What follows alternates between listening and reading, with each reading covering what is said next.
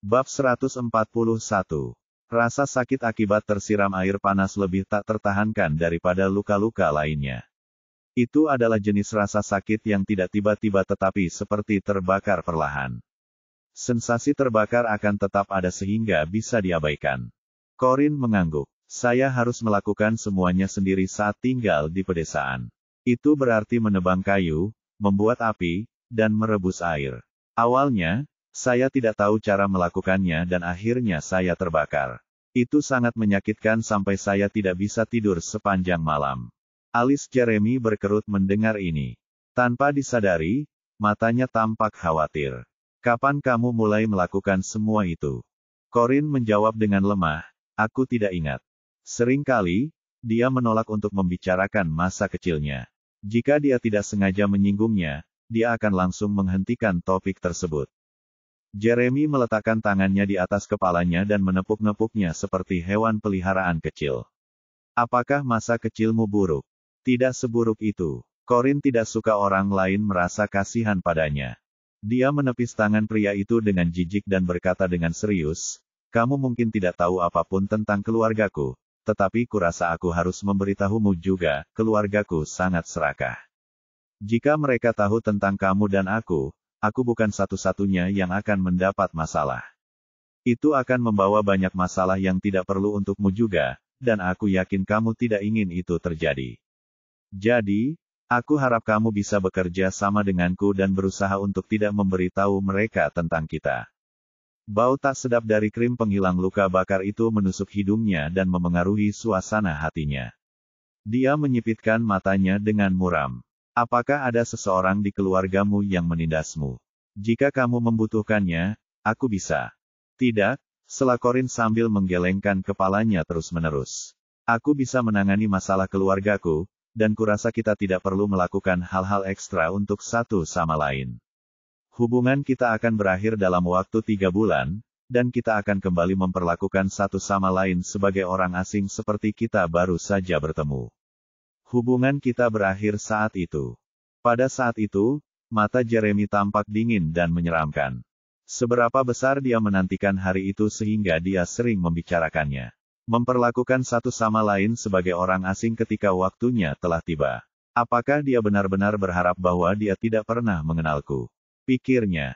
Jeremy mengerutkan kening, menarik kembali tangannya dengan acuh tak acuh, dan berkata dengan suara berat, Nona Corin, Anda terlalu banyak berpikir. Saya tidak punya waktu untuk ikut campur dalam urusan keluarga Anda. Corin mengerutkan bibirnya dan memutar matanya ke arahnya. Dia menutup kembali tutup krim pereda luka bakar dan memberikannya kepadanya. Ini, minumlah krim ini. Ingatlah untuk mengoleskannya 2 kali sehari. Ini akan pulih setelah seminggu. Ekspresi Jeremy tetap muram saat ia tidak bergerak untuk mengambil krim itu. Alhasil, Corin terpaksa memasukkan krim itu ke dalam sakunya. Setelah itu, tak seorang pun berbicara. Mobil sudah sampai di rumah Holdens. Mereka turun dan kembali ke kamar masing-masing. Tanpa Pamela di dekatnya, mereka tidak perlu berpura-pura menjadi pasangan yang penuh kasih dan tidur di rumah yang sama. Ruang. Jeremy tidur di ruang kerja sementara Corin kembali ke kamar sendiri. Malam itu, Corin tidur nyenyak sementara Jeremy merokok sepanjang malam di ruang kerja. Keesokan paginya, Corin terbangun karena mendengar nada deringnya. Dengan lesu ia meraih ponselnya dan menempelkannya di dekat telinganya. Seketika, suara ayahnya menggelegar dari ujung telepon yang lain. Corin Keru, lihat apa yang telah kau lakukan. Corin, yang masih bingung karena baru saja bangun, menjawab dengan lesu, apa yang telah kulakukan. Marvin berteriak marah, apa yang kau lakukan? Apa yang kau lakukan? Kau merusak film baru adikmu. Pulanglah sekarang. Kurasa kau sudah gila. Dia tidak bertanya lebih lanjut dan menjawab dengan tenang, baiklah. Aku mengerti. Aku akan segera kembali.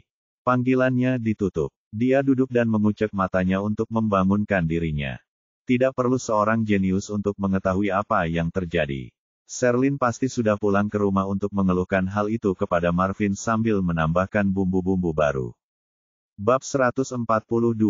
Corin kembali ke kediaman keluarga Keru. Ayah, aku pulang, kata Corin lemah.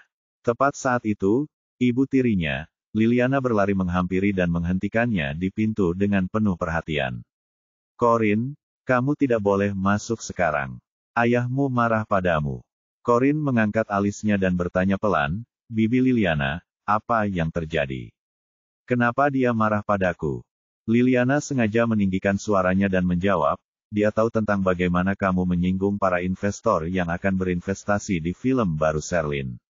Sebaiknya kamu pergi sekarang, ini demi kebaikanmu sendiri. Aku takut dia akan memukulmu karena dia tidak bisa mengendalikan amarahnya. Amarah. Sambil tersenyum, Corinne diam-diam memperhatikan saat Liliana bertindak. Jika wanita tua ini benar-benar peduli padaku, dia seharusnya meneleponku terlebih dahulu dan mengatakan agar aku tidak pulang. Mengapa dia harus mengatakan omong kosong ini sebelum aku masuk ke rumah? Sayang sekali, Marvin selalu tertipu oleh aktingnya. Corinne sudah kembali. Suara Marvin menggelegar, jelas karena marah. Minta dia untuk masuk ke sini sekarang. Liliana berhenti menghalangi Corinne masuk dan berlari ke arah Marvin. Marvin, jangan marah. Itu sudah terjadi. Bahkan jika kau membunuhnya sekarang, kau tidak akan bisa menebus kehilangan Sherlyn. Kata-kata itu hanya menyulut amarah Marvin. Meski awalnya ia tidak membawa apa-apa, ia kemudian melihat sapu di sampingnya dan mengambilnya. Jika aku tidak menghajar bocah itu hari ini, aku tidak tahu bagaimana cara melampiaskan amarahku. Dan aku tidak tahu bagaimana cara membalas penderitaan yang kau dan Sherlyn alami. Corinne berjalan ke ruang tamu dari pintu. Di sana, ia melihat Marvin yang ingin memukulnya dengan sapu, Liliana yang berpura-pura mencoba menghentikan Marvin tetapi yang dilakukannya malah memperburuk keadaan, dan Sherlyn yang duduk di sofa sambil menangis dengan kedua tangan menutupi wajahnya. Ia menangis begitu keras hingga bahunya gemetar. Kemarahan Marvin memuncak saat melihat Corinne. Dasar bajingan tak tahu terima kasih. Kemarilah, geramnya, berlututlah, minta maaf, dan terima hukumanmu. Corinne tidak panik. Sebaliknya, dia menatap ayahnya dengan tenang. Aku tidak mengerti mengapa kau ingin memukulku. Kau tidak mengerti, katamu. Marvin begitu marah hingga ia meninggikan suaranya. Jawab aku, apakah Sherlyn menerimamu sebagai asistennya karena kau sedang mencari pekerjaan? Apakah ia membayarmu dengan gaji yang bagus? Corinne mengerutkan kening dan merasa gelisah. Kurasa begitu. Marvin bertanya dengan marah, dan bagaimana kamu akan membalasnya? Dengan semangat kerja keras, dia menjawab, saya akan bekerja keras untuk membalas jasanya karena telah memberi saya pekerjaan ini. Marvin menatapnya. Kerja keras. Kau melakukannya. Dia akhirnya menandatangani kontrak dengan perusahaan baru dan Goran Sheffield menawarinya peran dalam film barunya. Dia memintamu untuk pergi bersamanya ke sebuah pertemuan dan memintamu untuk menuangkan secangkir teh, tetapi kau menumpahkan teh dan membakar tangan investor film itu. Apa yang kau pikirkan? Aku mengakuinya, Corinne mengaku. Tapi itu tidak disengaja. Marvin mengangkat sapu dan mengarahkan salah satu ujungnya ke arahnya. Menurutmu, apakah ini sudah beres begitu saja? Anda tidak melakukannya dengan sengaja. Karena kesalahan Anda, film tersebut tidak memiliki investor, dan mereka tidak dapat syuting. Itu adalah film baru Goran Sheffield. Selebritas manapun yang dapat mengambil bagian dalam filmnya akan menjadi superstar internasional. Tahukah kau bahwa kau telah menghancurkan karir adikmu? Dia satu-satunya yang memiliki masa depan cerah di depan matanya. Dialah satu-satunya orang di keluarga ini yang memiliki kesempatan untuk naik jabatan, dan kau telah menghancurkannya. Corinne, kau benar-benar mengacaukannya kali ini, kata Liliana, suaranya bergetar saat ia mulai terisak. Aku tahu kau cemburu karena Sherlyn lebih berbakat darimu, tetapi kau seharusnya tidak menghancurkan karirnya karena itu. Bab 143. Sherlyn mengangkat wajahnya yang berlinang air mata dan berkata dengan sedih, Corinne, aku sudah baik padamu.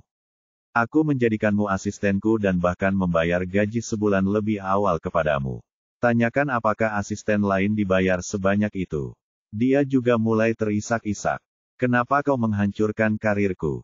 Liliana bergegas menghiburnya. Jangan menangis, Sherlyn. Ayahmu dan aku tahu kau sangat sedih sekarang. Corin menghancurkan kariermu karena dia cemburu padamu, tetapi kita adalah keluarga. Mengapa kau tidak memaafkannya dan percaya bahwa dia tidak melakukannya dengan sengaja? Marvin malah merasa semakin buruk. Semakin lama dia menatap Corin, semakin marah dia. Lihat baik-baik. Lihat betapa baiknya Liliana memperlakukanmu. Dia masih berusaha meyakinkan Sherlyn untuk memaafkanmu. Tapi bagaimana denganmu? Corin meregangkan mulutnya dan tersenyum sinis.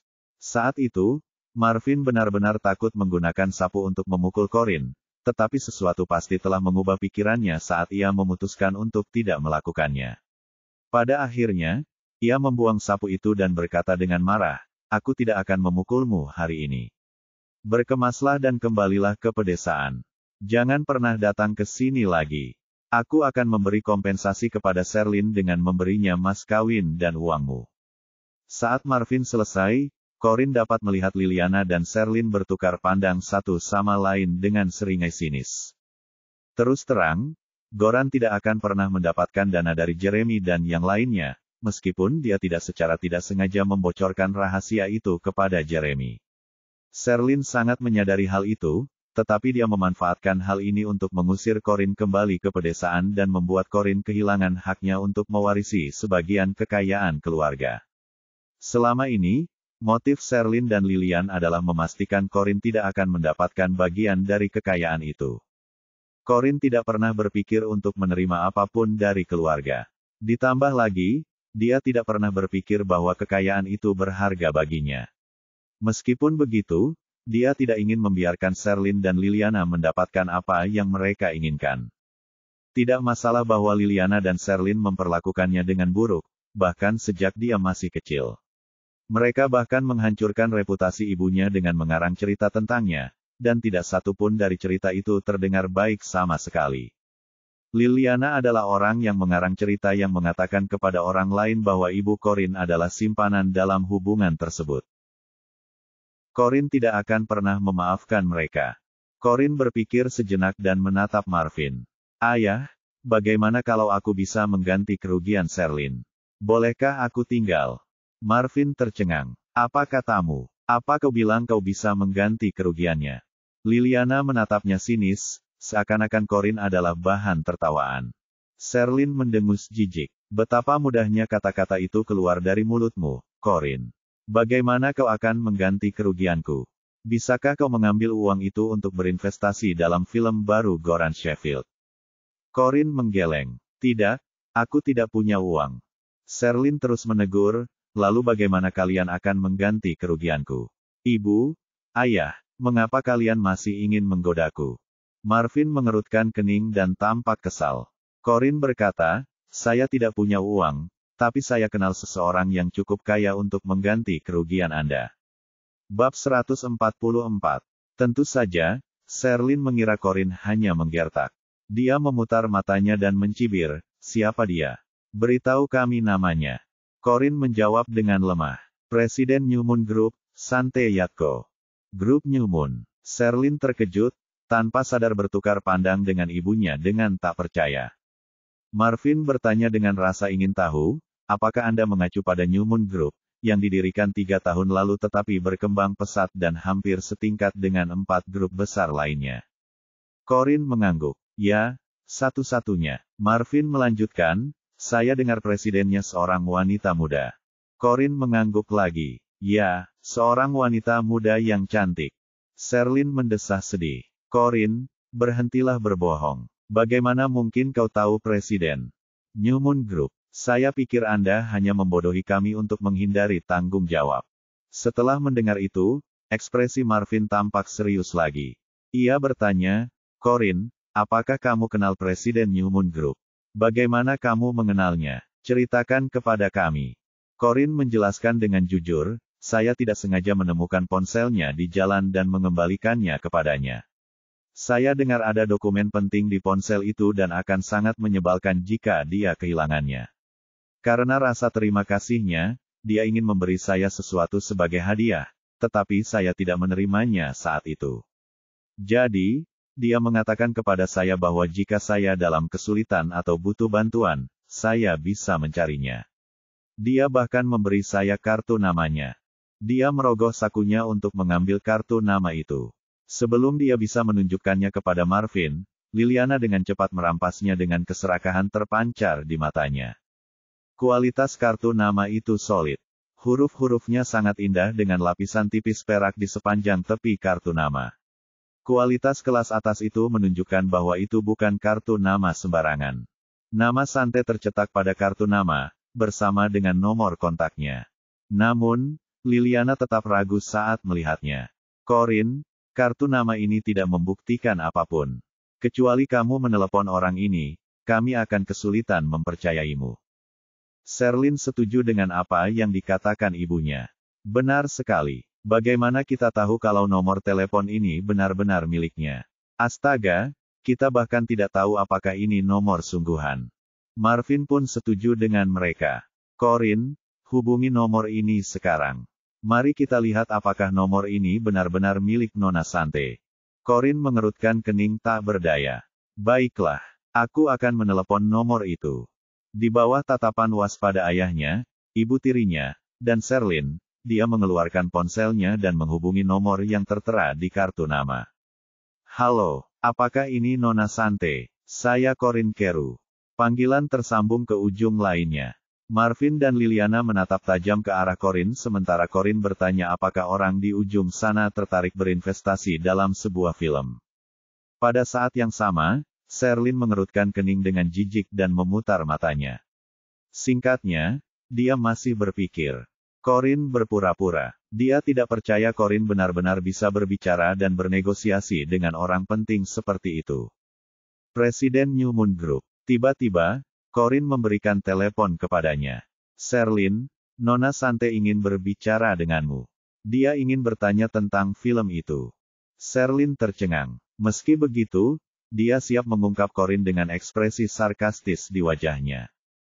Dia berbicara, halo, bab 145. Halo, Nona Sherlyn, drama baru. Suara lembut dan rendah hati seorang wanita terdengar dari ujung telepon. Ia terdengar tenang, anggun, dan pandai berbicara. Semua hal dalam suaranya menunjukkan bahwa ia adalah seorang wanita muda yang sukses. Perasaan gugup menyergap Sherlyn, lalu ia mengubah nada bicaranya saat dengan lemah lembut menjawab beberapa pertanyaan seputar film itu. Setelah beberapa saat, Sherlyn mengangguk dan tersenyum, mengucapkan selamat tinggal kepada wanita itu sebelum menutup telepon. Marvin dan Liliana bertanya dengan penuh semangat pada saat yang sama, bagaimana, Sherlyn? Apa yang dia katakan? Sherlyn tampak terkejut dan gembira. Ayah, Ibu, Nona Sante mengatakan dia perlu mempertimbangkan untuk berinvestasi dalam film tersebut, tetapi perusahaannya memiliki produk baru dan mereka sedang mencari duta besar. Dia bertanya apakah saya tertarik menjadi duta besar mereka. Marvin tersenyum. Itu kabar baik. Liliana pun tersenyum. Produk-produk dari New Moon Group memiliki reputasi yang baik dan sangat populer di negara ini. Jika kamu bisa menjadi duta mereka, popularitasmu akan mencapai tingkat berikutnya, dan begitu pula nilaimu. Sherlyn tampak bangga karena orang yang berpengaruh memilihnya.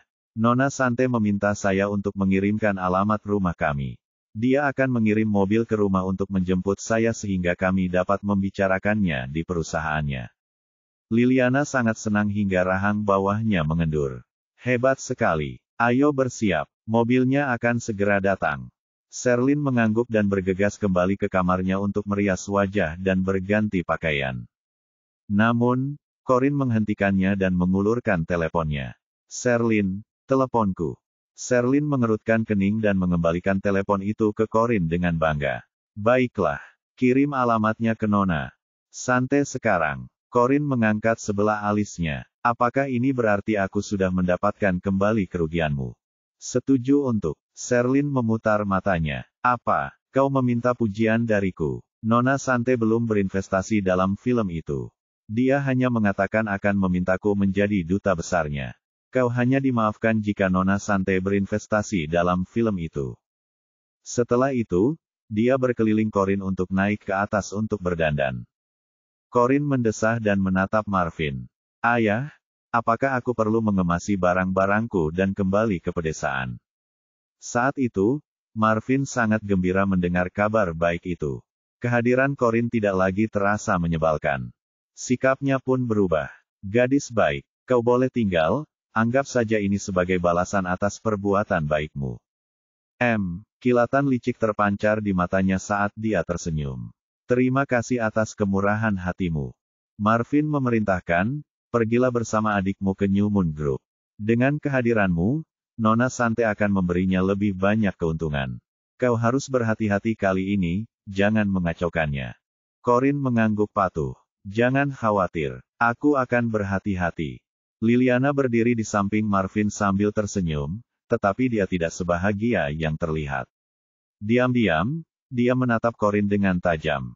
Sialan, kita hampir saja mengejar bocah nakal ini kembali ke pedesaan. Dia beruntung bisa menghindarinya lagi kali ini.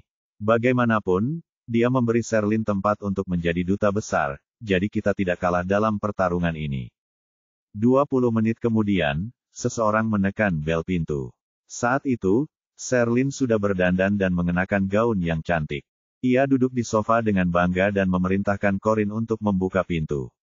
Corin melakukan apa yang diperintahkan dan membuka pintu, memperlihatkan Aaron mengenakan jas dan sepatu kulit. Bab 146. Aaron mengerutkan bibirnya dan berkata lembut, "Hai, bos. Lama tak berjumpa. Aku merindukanmu." Sebelum Corin sempat bereaksi, suara Sherlyn terdengar di belakangnya. "Siapa dia?" Aaron menyingkirkan senyum ramah di wajahnya dan menjawab dengan sopan, "Halo. Saya Wakil Presiden New Moon Group, Aaron Rode." Saat Sherlyn melihat seorang pria tampan berdiri di pintu, dia terpaku di tempat. Dia semakin terpukul saat mengetahui bahwa pria tampan itu adalah Wakil Presiden New Moon Group. Dengan penuh semangat, dia mendorong Corin ke samping dan bangkit. "Ya ampun, bagaimana mungkin mereka merepotkan Wakil Presiden untuk menjemputku?" Aaron tersenyum tipis. "Kita harus memberikan keramah tamahan terbaik kepada orang yang menolong Nona Sante dan saudara perempuannya." Ekspresi Sherlyn berubah. Bukan niatnya untuk menyebut Corin, tetapi itu bukan pilihannya. Bagaimanapun, Corin adalah orang yang menemukan ponsel Nona Sante dan juga orang yang menghubungkan Nona Sante dan dirinya. Oleh karena itu, dia menarik Corin dan memegang lengannya, seolah-olah mereka dekat. "Kudengar adikku menemukan ponsel Nona Sante dan mengembalikannya padanya. Kami tidak berani mengambil keuntungan darinya karena keluarga kami selalu percaya bahwa kami tidak boleh mengantongi uang yang kami ambil. Orang tua kami telah mengajarkan kami untuk menjadi orang baik sejak kami masih kecil. Kami hanya melakukan apa yang diajarkan kepada kami." Saat itu, Marvin dan Liliana sedang berjalan keluar untuk melihat-lihat dan mendengar apa yang dikatakan Sherlyn. Aaron menatap mereka dan melengkungkan bibirnya untuk memuji, "Ya, aku bisa melihat orang tua kalian adalah orang baik. Itulah sebabnya mereka mampu membesarkan dua anak perempuan yang saleh." Marvin merasa bangga saat mendengar ini, tetapi dia berpura-pura rendah hati. "Oh, kamu terlalu baik. Tuan, silakan masuk. Saya akan membuatkan secangkir teh," ajak Liliana, sambil mengamati pria itu dengan rakus. Dia menganggap pemuda ini akan cocok dengan Sherlyn, karena dia tampan dan juga wakil presiden New Moon Group. Pada saat ini, pikirannya berpacu saat dia mencoba memikirkan cara untuk mendorong putrinya agar cocok dengannya. "Maaf, Nona Sante masih menunggu kita di perusahaan," tolak Aaron dengan sopan. "Nona Sherlyn, Nona Corin, bolehkah kami datang?" "Ya, tentu." Sherlyn tersenyum dan mengangguk. Tak ada waktu yang ingin disia-siakannya. Ia segera mengikuti Aaron, melangkah anggun dengan sepatu hak tingginya. Corin menguap bosan dan mengikuti mereka. Mobil yang ditumpangi Aaron adalah mobil limosin antik. Sherlyn sudah sering naik berbagai jenis mobil mewah, tetapi ini adalah pertama kalinya dia naik mobil limosin antik yang langka. Dia begitu gembira hingga ingin bersuah foto dan mengunggahnya di akun media sosialnya untuk membanggakannya. Namun, Aaron ada di dalam mobil, dan itu akan membuatnya tampak seperti dia keluar dari tempat persembunyian jika dia mengambil swafoto. Jadi, dia diam-diam mengambil video pendek dan mengunggahnya ke akun media sosialnya. Video pendek dimulai dari belakang pengemudi dengan logo mobil disetir dan beberapa interior mobil bergaya retro. Keterangannya berbunyi, dalam perjalanan ke kantor. Memulai hari dengan penuh vitalitas dan energi. Dalam sekejap mata, orang-orang mulai menyukai postingannya dan mengomentarinya. Ya ampun, itu mobil antik, Sherlyn. Itu punyamu. Ya ampun, bagaimana mungkin orang mau mengendarai mobil antik itu ke jalan raya? Anda membuang-buang uang dengan mengendarainya. Sherlyn, Anda hebat sekali. Aku iri sekali. Aku juga ingin menaikinya. Sherlyn menuruti pujian dan kecemburuan yang diterimanya dari komentar-komentar itu. Kesombongannya. Menerima kepuasan yang sangat besar. Setelah itu, dia meletakkan teleponnya dan memiringkan kepalanya untuk melihat Corinne. Corinne bersandar di jok kulit, memejamkan mata dengan kepala miring, beristirahat. Cara dia bersantai persis seperti orang-orang yang terlihat saat mereka mengendarai mobil mereka sendiri, bahkan tidak ada sedikit pun rasa bermartabat. Namun Sherlyn tidak tahu bahwa limusin antik itu memang milik Corinne. Bab 147. Bahkan sopir dan Aaron bekerja untuk Corinne. Sherlyn menatap Corinne dengan pandangan menghina dan memutar matanya. Jika dia tidak mengangkat telepon santai, dia tidak akan pernah harus membawa serta adik perempuannya yang kampungan itu ke New Moon Group. Baginya, kehadiran Corinne saja sudah merendahkannya. Setelah beberapa saat, mobil berhenti di depan gedung New Moon Group. Aaron turun. Sudah sewajarnya ia berjalan ke sisi tempat Corinne duduk dan membukakan pintu untuknya. Silakan, Nona Keru. Corinne keluar dari mobil tanpa ekspresi seolah dia sudah terbiasa dengan hal itu, yang membuat Sherlyn kesal. Namun sekali lagi, ia berkata dalam hati bahwa Aaron hanya membukakan pintu untuk Corinne karena letaknya lebih dekat dengannya, dan ia tidak memberikan perlakuan khusus apapun kepada Corinne. Ia tidak terima diperlakukan lebih rendah dari Corinne, jadi ia tidak turun dari mobil dan pindah ke tempat Corinne duduk. Namun, sebelum ia bisa turun dari mobil, Aaron menutup pintu tanpa peringatan. Pada akhirnya, dia harus membuka pintunya sendiri. Setelah itu, Aaron membawa mereka ke dalam gedung. Mereka memasuki lift dan tiba di kantor presiden. Ia membuka pintu tanpa memberitahu siapapun dan mengetuk pintu 2 kali.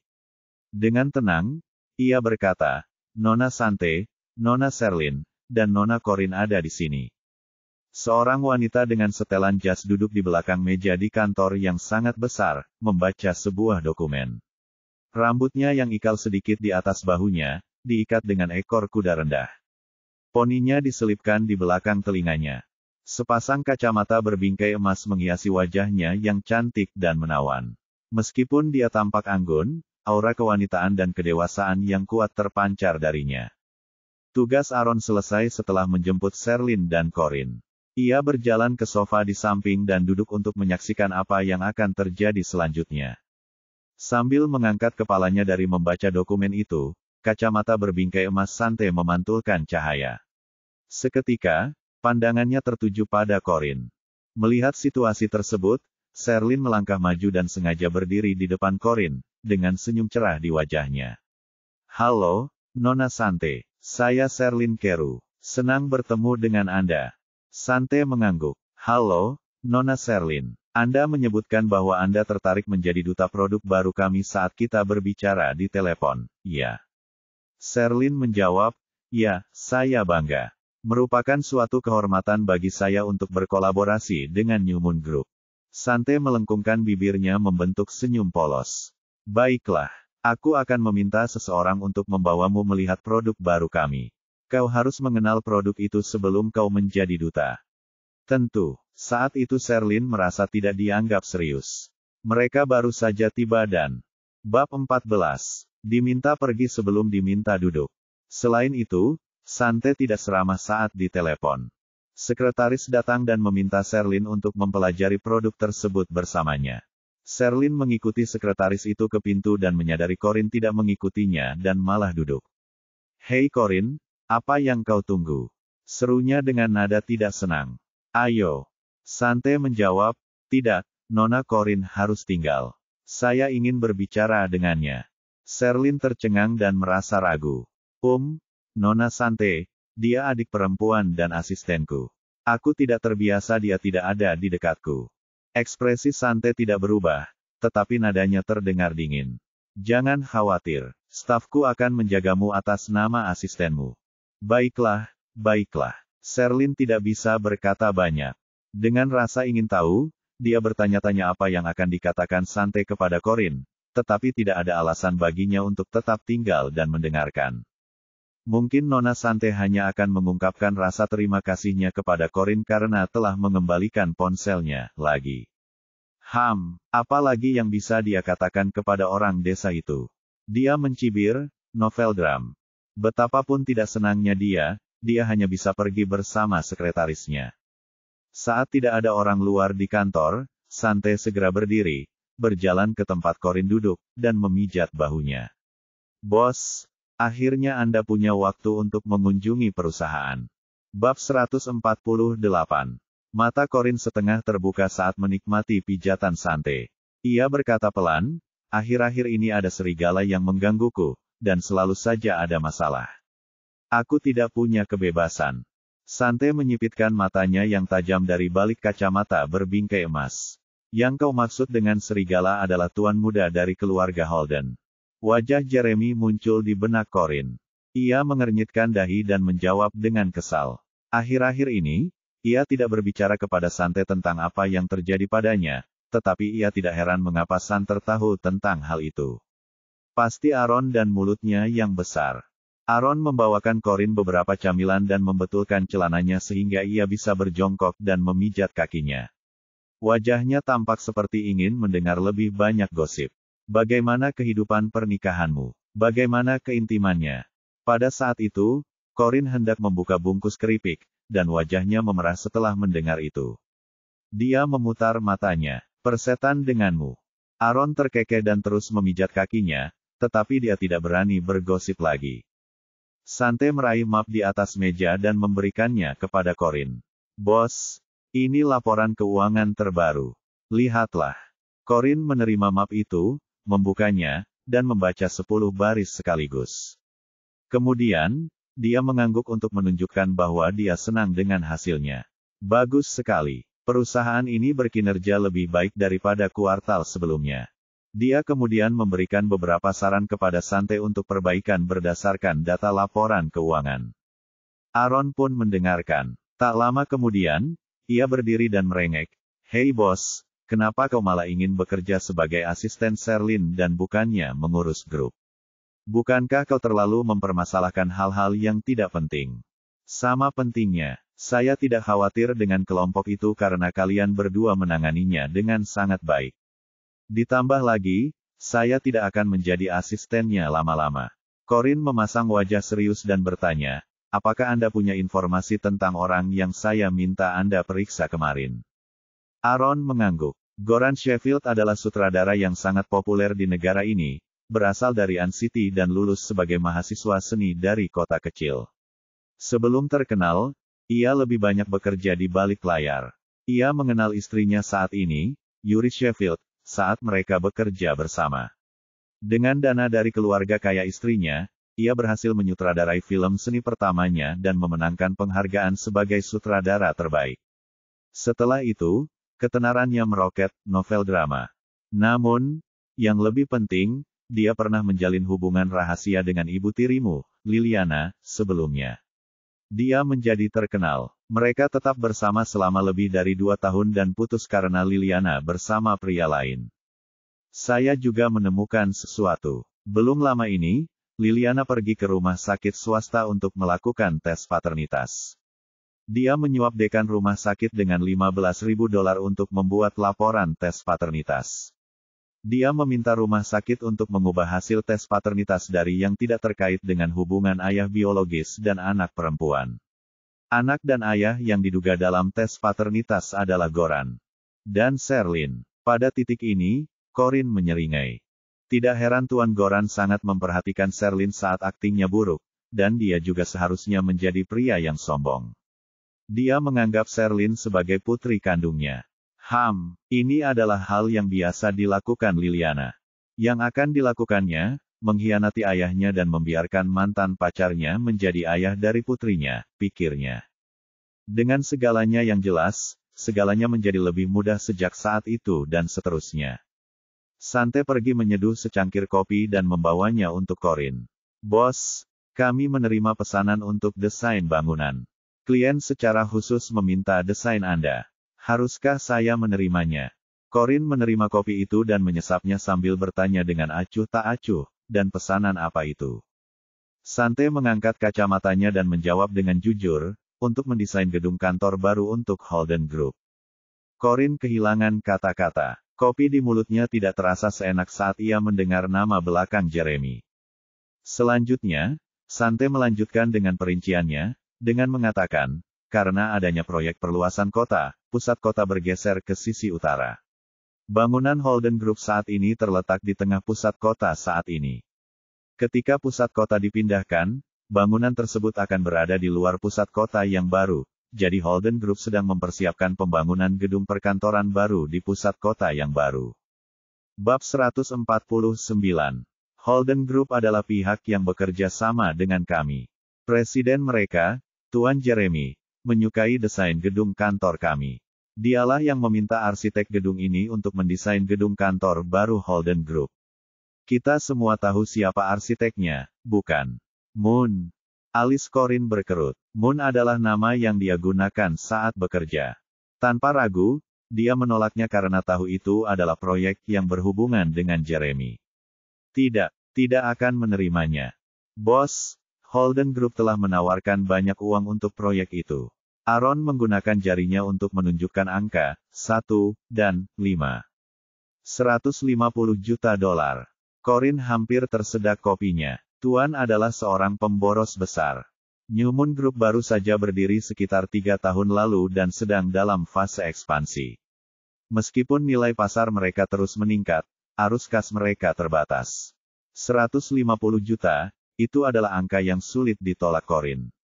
Aaron dan Sante saling bertukar pandang dan tahu bos mereka tergoda oleh uang. Aaron pun memanfaatkan kesempatan itu dan berkata, terserah kamu mau menerima pekerjaan ini atau tidak. Kita belum sampai pada tahap di mana kita perlu membahas rincian kontrak novel dram. Setelah berpikir panjang, Corin berubah pikiran. Aku akan menerimanya. Hanya orang bodoh yang menolak mendapatkan uang sebanyak itu. Aaron tersenyum. Bagus. Tuan Jeremy akan datang nanti, jadi kalian berdua bisa bertemu dan menyelesaikan sendiri rinciannya. Corin, yang sedang minum kopi dan merenungkan berbagai hal, segera bersemangat setelah mencerna kata-kata Aaron. Ia kemudian menoleh kepadanya. Apa? Siapa yang datang? Katamu. Aaron terkekeh seperti anak SMA. Bos, suamimu datang. Sante mendorong Aaron yang menyebalkan itu dan dengan cepat menjelaskan, bos, dia bilang dia menyukai kita. Desain gedung dan meminta untuk melihat-lihat gedung kami hari ini. Dia bahkan mengatakan ingin bertemu dengan arsitek gedung ini, Moon. Corin mengerutkan keningnya dengan keras dan berkata, dia boleh melakukan perjalanan apapun yang dia mau di sini, tapi aku tidak akan menemuinya. Sante mengangguk. Baiklah, aku mengerti. Aaron jadi penasaran dengan reaksi Corin, seperti kucing yang penasaran. Kenapa? Kalau dia tahu istrinya adalah arsitek gedung ini, dia pasti akan berpikir lain tentangmu. Wah, dia bahkan mungkin jatuh cinta padamu. Itu tidak mengubah apapun bagi Corin. Dia menjawab dengan lemah, kami akan memutuskan hubungan setelah 3 bulan berlalu. Hal yang sama berlaku untuk kalian. Selain masalah yang berhubungan dengan pekerjaan, kalian tidak diperbolehkan berinteraksi dengannya secara pribadi. Jangan pernah biarkan dia tahu hubungan antara aku, kalian, dan grup Newmoon. Aaron bingung. Jangan terlalu kejam. Bagaimana kalau kalian berdua tiba-tiba punya perasaan satu sama lain dalam waktu 3 bulan? Tidak. Corin memotongnya dengan tegas. Dia lalu bertanya, kapan dia datang? Sante melihat jam tangannya. Sekarang juga. Kurasa dia akan segera tiba. Setelah mengatakan itu, sekretaris itu mengetuk pintu dan memberitahu, Nona Sante, Tuan Aaron. Tuan Jeremy dari Holden Group ada di sini. Bab 150. Corin panik dan melompat dari kursi. Aaron, keluar dan tahan dia. Aku akan mencari kesempatan untuk menyelinap keluar. Jangan biarkan dia tahu aku di sini.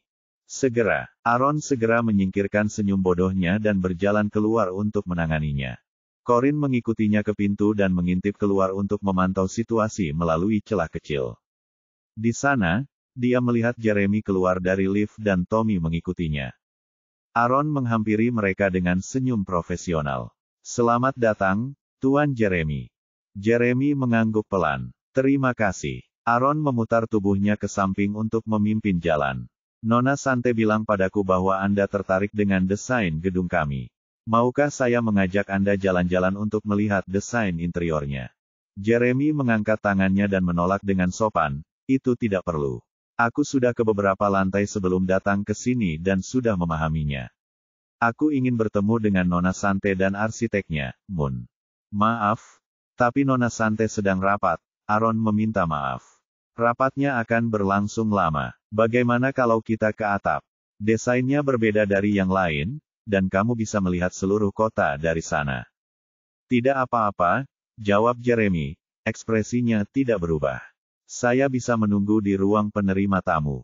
Apapun yang Aaron katakan, Jeremy tidak akan mengalah. Ia tahu akan terlihat aneh jika ia terus mencari alasan untuk membawa Jeremy yang lain. Bahkan, ia mungkin merasa curiga. Oleh karena itu, dia melirik ke kantor dan merasa tidak berdaya. Dengan sopan, dia berkata kepada Jeremy, "Baiklah. Silakan ikuti saya." Corin mengerutkan keningnya dengan keras saat Aaron membawa Jeremy ke ruang tamu. Dia tidak punya tempat untuk lari. Ruang penerima tamu terletak di antara kantor Sante, lift, dan tangga. Selain itu, keempat dinding ruangan terbuat dari kaca. Jika dia berjalan mendekat, Jeremy kemungkinan besar akan melihatnya. Namun, tidak pantas bagi Sante untuk menemui Jeremy di ruang tamu, terutama saat mereka sedang berhadapan dengan klien yang menawarkan pembayaran sebesar $150 juta. Tidak sopan jika tidak mengundangnya untuk membahas detailnya di kantor presiden. Sante menyarankan, "Bos, bagaimana kalau kau bersembunyi di ruang tamu kecil di belakang? Dia tampak sedang terburu-buru. Kurasa dia tidak akan tinggal terlalu lama." Corin mengangguk. "Ya, itu satu-satunya pilihan yang kumiliki." Dia menyambar 2 bungkus makanan ringan yang diberikan Aaron dan bersembunyi di dalam ruang tamu kecil di belakang kantor. Setelah itu, Sante meminta sekretaris untuk membawa Jeremy ke kantornya. "Tuan Jeremy, silakan duduk," sapa Sante. Jeremy duduk dengan elegan, dan sekretarisnya menyajikan secangkir kopi. Keduanya berbaur sebentar sebelum memulai urusan bisnis. Dengan penuh perhatian, Jeremy melirik ke sekeliling kantor Sante dan bertanya, "Nona Sante, di mana Moon, kepala arsitek kelompok Anda?" Sante tersenyum penuh penyesalan. "Maaf, Tuan Jeremy, tapi Moon tidak ada di kantor hari ini. Anda dapat memberitahu saya pemikiran dan persyaratan Anda untuk gedung tersebut, dan saya akan menyampaikannya kepadanya atas nama Anda. Setelah draftnya selesai, saya akan mengirimkannya kepada Anda sesegera mungkin." Jeremy mengambil kopi dari meja dengan santai. Alisnya terangkat. "Maksudmu aku tidak akan mendapat kesempatan bertemu dengan arsitek itu dengan harga yang kubayar?" Sante mendorong kacamatanya dan terus tersenyum profesional. "Tentu saja aku tidak bermaksud begitu, tapi Moon benar-benar tidak akan datang hari ini." Jeremy menyipitkan matanya. "Begitukah? Kenapa aku mendengar dia ada di sini hari ini?" Sante tampak gelisah, tetapi itu hanya sesaat. "Maaf, dari siapa Anda mendengar itu?" Setelah menyesap kopi lagi, Jeremy menjawab, "Resepsionismu bilang kalau Moon datang hari ini saat aku sedang di bawah. Mereka bilang jarang sekali dia akhirnya datang ke kantor." Sante tercengang mendengarnya. Sialan, meskipun Corin adalah pendiri New Moon Group, para pengusaha di grup itu hanya mengenalnya sebagai Moon, seorang arsitek kontrak. Resepsionis pasti melihat Corin saat dia datang bersama Sherlyn. Setiap kali mereka senggang, mereka akan mulai bergosip. Sante merasa tidak berdaya. "Karena kamu sudah mendengarnya, aku tidak bisa menyembunyikannya lagi darimu. Moon memang datang hari ini, tetapi dia tidak bisa bertemu denganmu sekarang. Aku harap kamu bisa memaafkannya." Novel drama. Ekspresi Jeremy menjadi gelap. "Beri aku alasan."